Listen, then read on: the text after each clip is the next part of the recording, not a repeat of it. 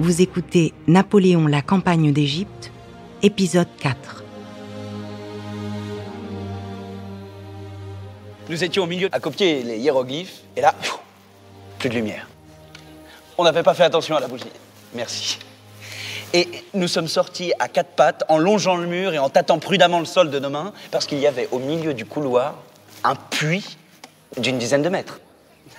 Je crois que notre ami Villiers n'en menait pas large. Bon, vous pouvez me dire ce qu'on fait ici, maintenant? Nous devons avoir encore une bonne dizaine de milliers de hiéroglyphes à copier. Arrête, tu es tout sauf drôle. Monge, Denon, Berthollet sont partis. Pourquoi nous, on ne rentre pas? Les Anglais? Les Anglais n'ont rien à faire de gens comme nous. Inutile de vous battre. Si vous voulez mon avis, Bonaparte nous a emmenés ici pour que nous travaillions à sa propre gloire, en faisant connaître en France le pays qu'il allait conquérir. Libérés. Si tu veux, libérer, puis conquérir.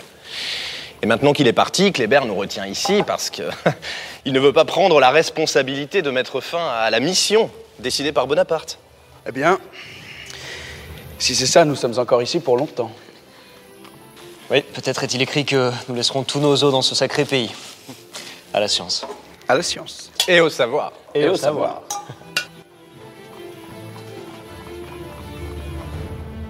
Un puissant secours ou une paix glorieuse a promis Kléber aux soldats. N'espérant plus recevoir ces secours, Kléber a chargé le général Desaix de négocier un accord d'évacuation de l'Égypte avec le représentant anglais, Sidney Smith. Je m'acquitte de ma tâche du mieux que je peux, mais pourquoi signer un accord aussi vite? Comme soldat, je suis convaincu qu'il est encore possible de battre l'armée ottomane, ce qui nous permettrait de négocier ensuite avec l'Angleterre, en position de force. Mais pour être capable de vaincre les Ottomans, je te fais confiance, Desaix. Mais les Ottomans vaincus reviendront avec de nouvelles forces. Les Mamelouks ont été battus et pourtant ils sont toujours un danger. Et la population égyptienne qui n'est pas acquise à la présence française et ne le sera jamais, pourrait se rebeller encore une fois. Chaque bataille gagnée nous voit plus affaiblis. Et si nous devons continuer à nous battre sans cesse, il suffira à l'Angleterre d'attendre que nous n'existions plus. Au moins faisons durer la négociation, dans l'attente de secours. Toujours cette idée d'être à nouveau en position de force. Toujours cette idée que toutes ces batailles n'aient pas été en vain. N'espère pas, Desaix, sois réaliste. Nous n'avons plus de flotte et n'obtiendrons jamais de renfort. Comment la France enverrait-elle des secours en Égypte alors qu'elle a besoin de toutes ses forces pour se battre contre la coalition anti-républicaine? Au contraire à l'armée d'Égypte, de trouver le moyen de regagner la France au plus vite pour aller se battre pour la République. L'accord d'évacuation de l'Égypte négocié avec Sidney Smith est ce que nous pouvons espérer de mieux. Le général Menouille est farouchement opposé, si ce n'est pas dans le cadre d'un accord de paix pour toute la Méditerranée. Mais ni Sidney Smith ni moi-même n'avons de mandat pour négocier une paix globale en Méditerranée. Estimons-nous heureux que les Ottomans aient signé le traité et que les Anglais ne nous retiennent pas prisonniers.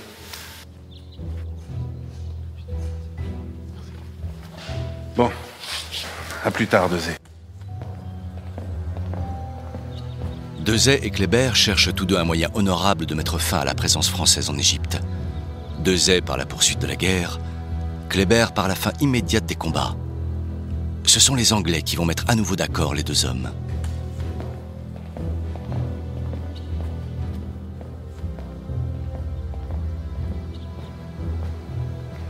Général.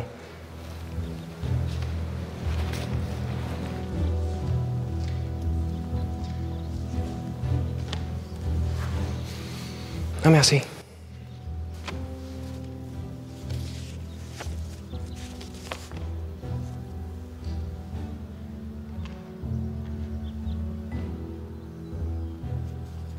Mon gouvernement a décidé de ne pas ratifier votre accord avec Sidney Smith. Il n'avait pas à être ratifié. Mon gouvernement en a décidé autrement. Nelson.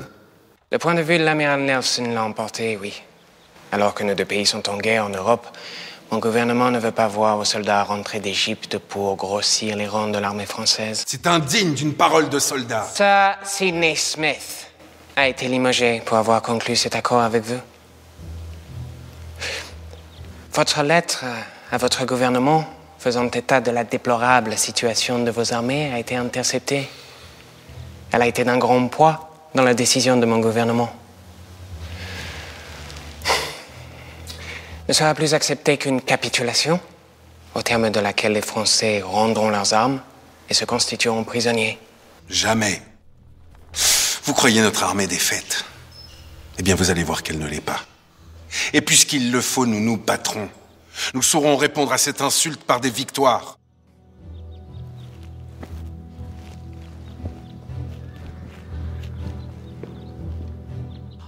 Kléber fait face à une situation très difficile, car les Égyptiens aussi réalisent l'état de faiblesse des Français. Ahmed Youssef, historien et membre de l'Institut d'Égypte. Et les Anglais et les Ottomans sont à ses portes. Contrairement à ce qu'on peut croire, l'armée n'est pas aussi désespérée par le départ de Bonaparte qu'on a voulu le dire. Michel Battesti, historienne et directrice de recherche à l'IRSEM. C'est-à-dire, quelque part, Kléber, leur paraît l'homme de la situation. C'est un grand général, et puis qui a fait une campagne très glorieuse en Allemagne. Là-dedans, vous avez dans les troupes, des troupes qui le suivent depuis longtemps. Donc, il y a une vraie symbiose entre l'armée et Kléber. Kléber se retrouve maintenant avec 3 ennemis, les Mamelouks, l'Empire ottoman et l'Angleterre. Il doit à tout prix éviter que les Ottomans arrivent au Caire et s'allient aux habitants pour chasser les Français, que les Anglais n'auraient plus qu'accueillir. Les soldats n'attendent que leur retour en France, au lieu de quoi Kléber leur demande de combattre à nouveau. 40 000 Ottomans, auxquels se sont joints 20 000 Mamelouks d'Ibrahim Bey, sont à quelques kilomètres du Caire. Kléber n'a pu rassembler que 11 000 hommes, dont 1500 cavaliers. Ottomans et Mamelouks sont 5 à 6 fois plus nombreux que les Français. Après plusieurs heures de marche et un premier affrontement victorieux avec une avant-garde de 6 000 Ottomans, l'armée française se retrouve face au gros des forces ottomanes et Mamelouks, plus de 50 000 hommes.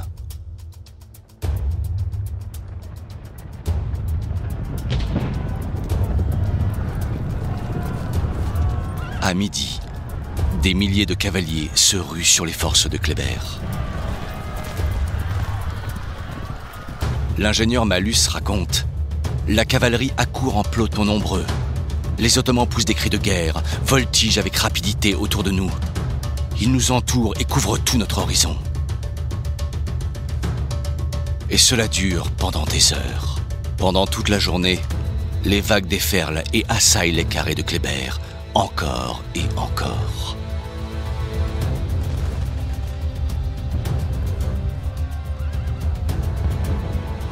En début de soirée, les armées de Kléber continuent de subir les charges des cavaliers ottomans et mamelouks. Mais la stratégie des carrés d'infanterie s'avère efficace. L'ennemi décimé et épuisé abandonne le terrain à minuit. Les Français ont perdu 600 soldats. L'ennemi, lui, a perdu plus de 8000 hommes. Kléber signe l'une de ses plus grandes victoires.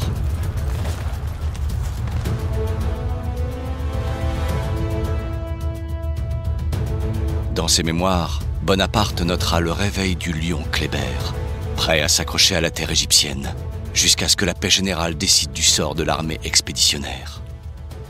Pendant que Kléber combat les Turcs et les Anglais, Ahmed Youssef, les Égyptiens profitent de la situation et se révoltent contre les Français au Caire. Alors Kléber doit revenir d'Héliopolis et se ruer au Caire pour réprimer cette deuxième révolte. Peter X, historien. Il lui faudra 30 jours pour reprendre le contrôle de la situation, maison par maison. Il perd 500 hommes. Il est comme un chirurgien qui coupe le cancer, partie par partie, afin de préserver les réserves de l'armée, la nourriture, les munitions, les bateaux gardés au port de Boulak. La deuxième révolte du Caire est plus violente et sanglante que la première, même si les victimes sont moins nombreuses. Kléber a voulu donner une leçon aux Égyptiens, leur montrer la puissance de l'armée française et qu'il est toujours l'homme fort de la situation en Égypte.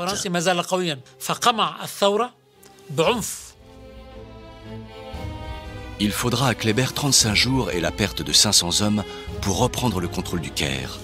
Dans la foulée, il va remettre en ordre l'administration, renflouer les caisses en faisant rentrer les impôts et reprendre complètement en main un pays qui lui échappait un mois plus tôt.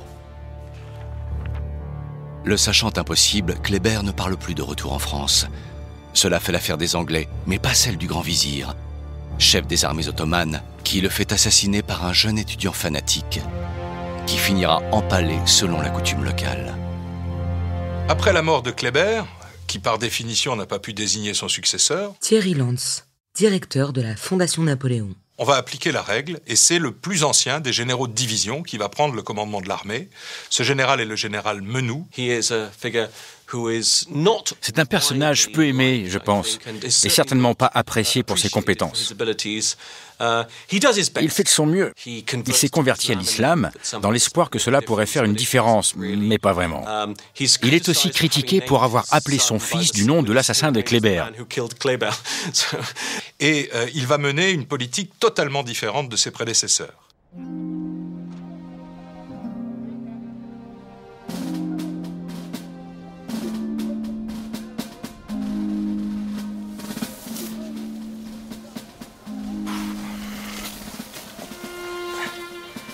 Vous avez soif?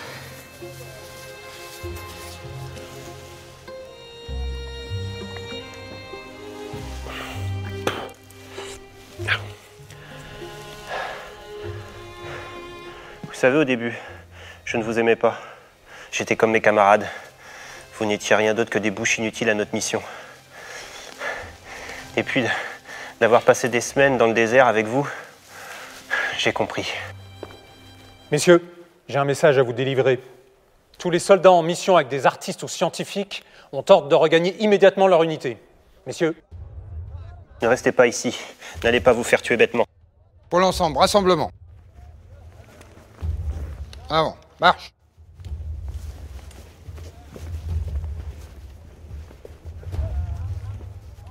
C'est fini. Menou ne s'est pas opposé à nous tant que Bonaparte et Kléber voulaient voir nos travaux avancer. Et maintenant, ils nous abandonnent. Tout cela ne sera bientôt plus bon qu'allumer des feux. Et si nous ne pouvons pas achever ce que nous avons commencé, tout ça n'aura servi à rien. Les ânes. Les ânes. Les ânes, et oui, Général Menou, Monsieur Abdallah Menou.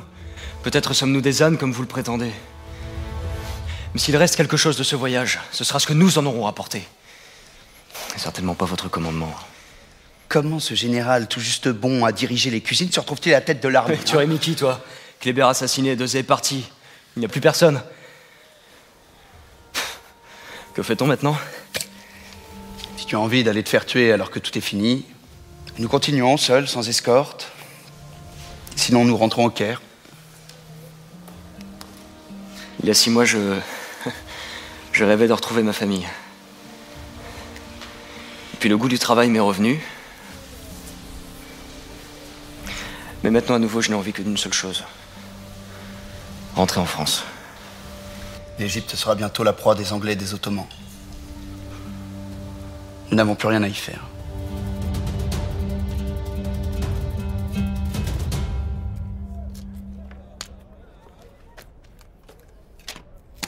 Il leur faudra pourtant patienter encore plus d'1 an avant de pouvoir rentrer. Et pour cela, il faudra que Menou, qui rêve de faire de l'Égypte une colonie française, connaisse le plus cuisant des échecs. Quand les Anglais débarquent à Aboukir, soutenus par l'arrivée d'une armée ottomane, le général Menou met 13 jours avant de se décider à attaquer Canop, où les Anglais ont établi leur campement, leur laissant le temps d'organiser leur défense. Menou lance l'assaut au petit jour. À la mi-journée, l'armée française est battue. Menou, après la bataille de Canop, il va d'abord diviser ses forces, Béliard au Caire, lui-même va s'installer à Alexandrie, et on peut dire que cette division, cet éclatement de l'armée d'Égypte, c'est le commencement de la fin. Quant à Béliard, il n'a aucune information sur ce qui se passe à Alexandrie. Il n'existe plus aucune communication entre Alexandrie et le Caire. Béliard se trouve donc avec son armée, isolé au Caire et menacé de mort. Sous la contrainte, il accepte de signer une capitulation avec les Anglais et les Ottomans. Et dès ce moment-là, ce sont 14 000 Français qui vont être évacués et qui, plus est, vont être évacués sur des vaisseaux anglais. Menou, lui, s'est barricadé à Alexandrie. Il a installé des points de défense pour empêcher les Anglais d'occuper la ville et espère de Bonaparte des renforts de France. Il faut toujours se méfier des chefs qui disent qu'ils résisteront jusqu'à mourir avec leurs hommes. Thierry Lantz, directeur de la Fondation Napoléon. C'est ce que Menou avait promis à Alexandrie, mais finalement, après une frêle résistance, il va lui aussi capituler. Et c'est ainsi que 3 ans après l'arrivée de cette armée d'Orient, devenue l'armée d'Égypte, les Français vont tous rentrer chez eux. Je pense qu'il faut qu'on reproduise le Zodiac, c'est indispensable. Bah, redessinons-le. Avec les 3 exemplaires qu'on a. Super. Messieurs, j'ai une bonne nouvelle.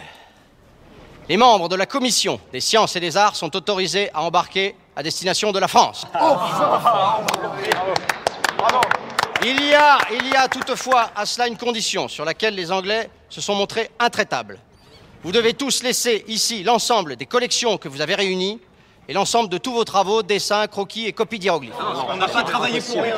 Ces travaux sont considérés comme appartenant à la France, mais constitués prise de guerre par les Anglais. 3 ans de travaux réduits à néant. Vous me voyez aussi navré que vous, mais je n'ai rien pu obtenir de plus. Voilà, il faudra vous satisfaire de rentrer chez vous sain et sauf. C'est déjà pas mal. Merci, messieurs. Merci, général.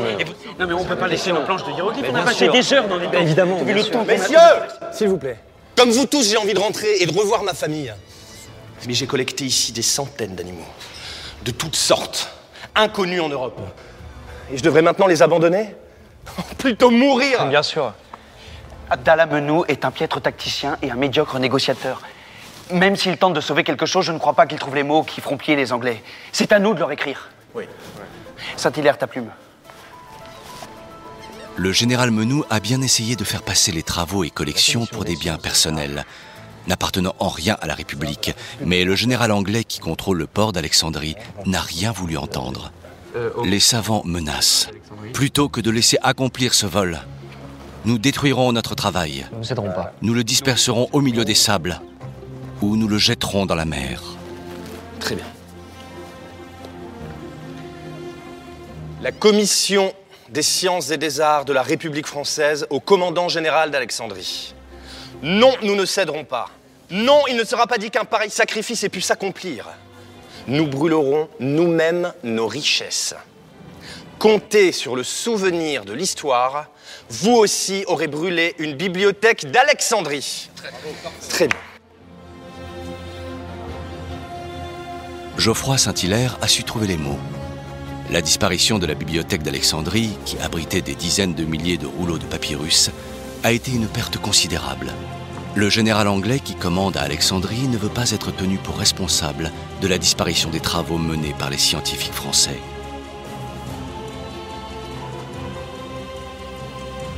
Il cède. Les savants pourront emporter leurs collections, leurs papiers et certaines des antiquités qu'ils ont récoltées. Tous ces objets seront considérés comme des biens personnels ne pouvant être saisis à condition qu'ils puissent être portés par les savants eux-mêmes.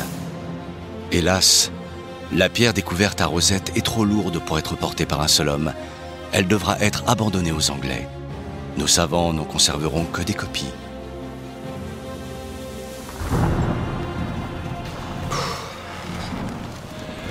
Même les éléments s'en mêlent et font du voyage de retour une épreuve supplémentaire soulignant le fiasco de cette fin de campagne d'Égypte. Ne vous inquiétez pas, tout va bien.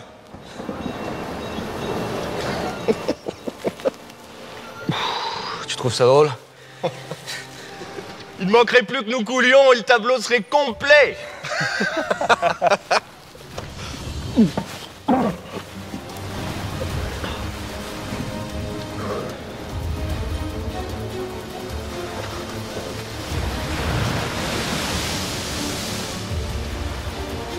Sur les 167 qu'ils étaient au départ, 25 scientifiques sont morts en Égypte, de maladie ou assassinés. Les autres rentrent en France avec les soldats en ordre dispersé, sur des navires qui, par ironie du sort, arborent le pavillon anglais.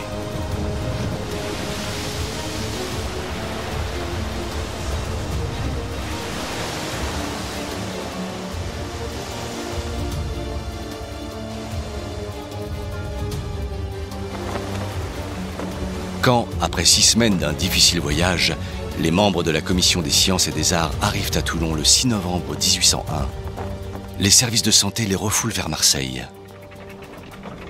Les hôpitaux étant emplis de soldats malades ou blessés revenant d'Égypte, les scientifiques sont mis en quarantaine dans un entrepôt glacial, où ils resteront encore 1 mois de plus à ronger leurs freins. Ah d'accord, ok. Foutre Dieu, quoi. Ils nous ont pris pour des animaux. On reste pas 40 jours ici. On est du bétail. Sors ton écritoire et ta plume, on va leur écrire une lettre.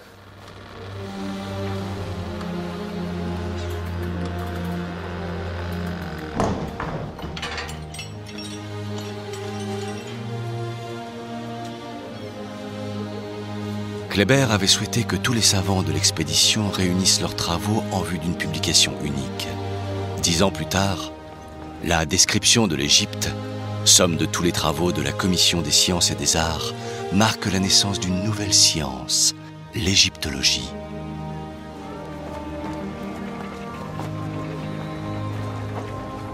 À la demande de Napoléon, la description de l'Égypte est publiée dans une édition somptueuse, illustrée de centaines de dessins qui vont faire connaître en France l'Égypte moderne et ancienne. Mais ce sont surtout les reproductions des temples, pyramides, palais et autres merveilles antiques qui vont frapper les esprits. Napoléon va ainsi faire oublier la désastreuse campagne militaire d'Égypte. Ne restera le souvenir que de la campagne scientifique et de toutes les beautés qu'elle va faire découvrir au monde. Vous venez d'écouter Napoléon, la campagne d'Égypte. Si vous avez aimé ce podcast, vous pouvez vous abonner sur votre plateforme de podcast préférée et suivre Initial Studio sur les réseaux sociaux. Napoléon, la campagne d'Égypte est un podcast coproduit par Initial Studio et Dockside Productions, adapté du documentaire audiovisuel éponyme produit par Dockside Productions et Indigène Productions, en association avec Z, et réalisé par Fabrice Ourlier. Production exécutive du podcast, Initial Studio. Production éditoriale, Sarah Koskiewicz et Mandy Lebourg. Montage, Camille Legras.